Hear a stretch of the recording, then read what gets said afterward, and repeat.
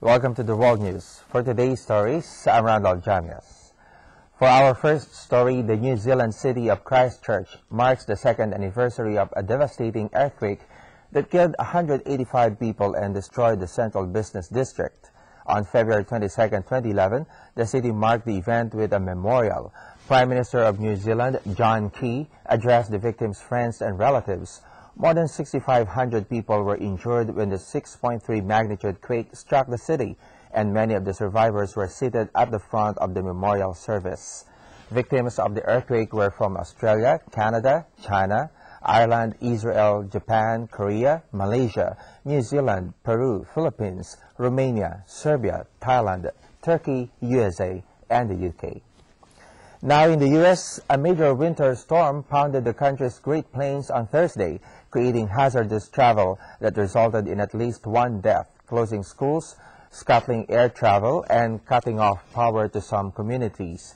Winter storm warnings and advisories were in place for much of the central and southern plains and into the upper Midwest and Mississippi River Valley as the storm moved east, packing snow, sleet, and freezing rain, the National said. Ice storm warnings were in effect for parts of northern Arkansas.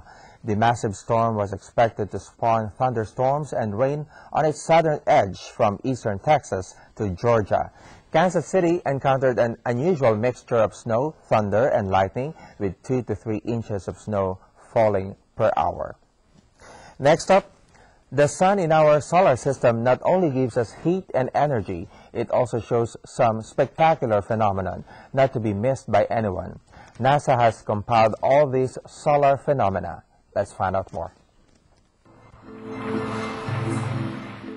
In the middle of last year, the sun put on a display more spectacular than most, in a phenomenon rarely seen by scientists. Eruptive events on the sun can vary between simple solar flares that remain within its atmosphere to coronal mass ejections that send clouds of electromagnetic energy into space. But on occasion, the charged particles in a solar flare will run into the sun's invisible magnetic field, illuminating the lines of magnetism as they twist and spiral around the sun. The phenomenon this collision produces is called coronal rain, and on July 19th last year it was captured in vivid detail by NASA's space-based Solar Dynamics Observatory. This video was compiled from images taken over approximately 22 hours, each second corresponding to 6 minutes of real time.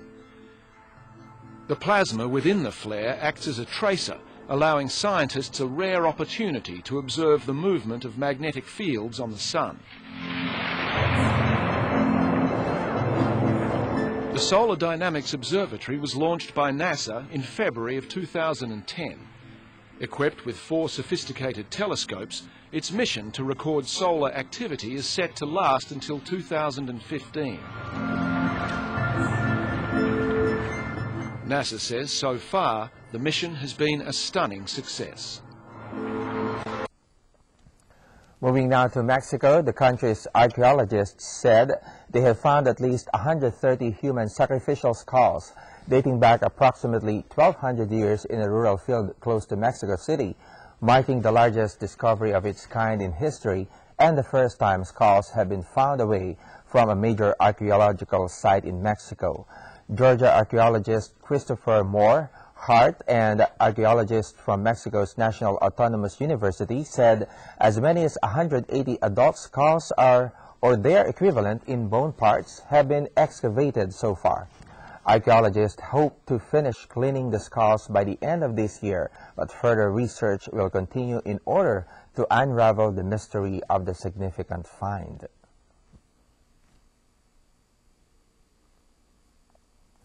And in sports, the German trio of René Anders, Stefan Boticher, and Maximilian Levy upset the favorites on Thursday to clinch the men's team sprint title on the second day of the World Championships in Minsk.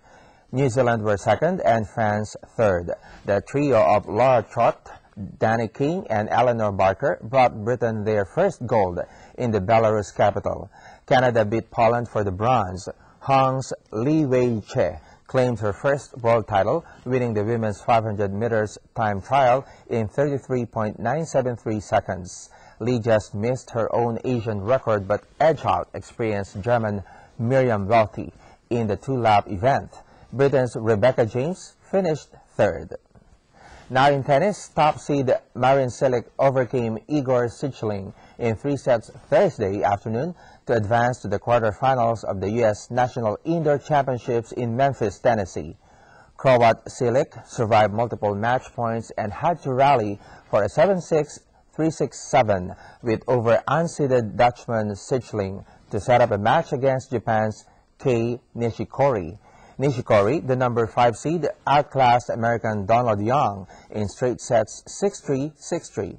In later action, Australian Marinko Matosevic pulled off the upset of the day, downing 4th-seeded American Sam Querrey in 3 sets 3-6, 6-4, 7-5.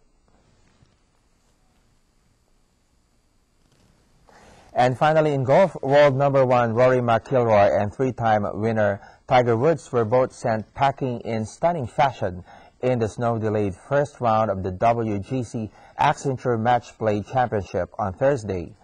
Northern Irishman McIlroy, a losing finalist last year, was ousted 1-up by his good friend Shane Lowry of Ireland, while Woods was eliminated 2-1 by fellow American Charles Howell in fading light at Dove Mountain. 2 matches will have to be completed on Friday, a knock-on effect from Wednesday when just 3.5 hours of play was possible because of driving rain, sleet, and then snow. That's all we have for now. Hope to see you again. Thanks for the company.